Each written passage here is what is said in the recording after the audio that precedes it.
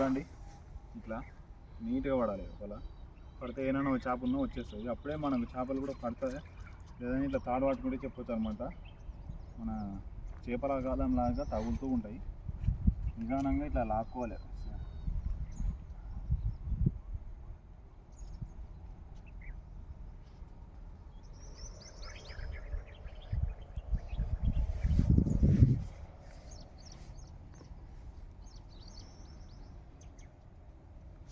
చేపలు అయితే పడ్డాయి చూడండి దగ్గర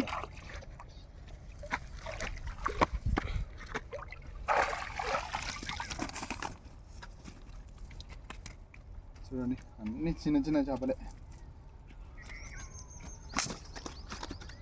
ఇట్లా పడతాయి అన్నమాట చేపలు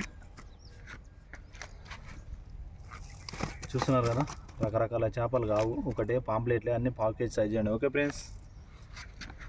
ఖచ్చితంగా లైక్ చేయండి వీడియో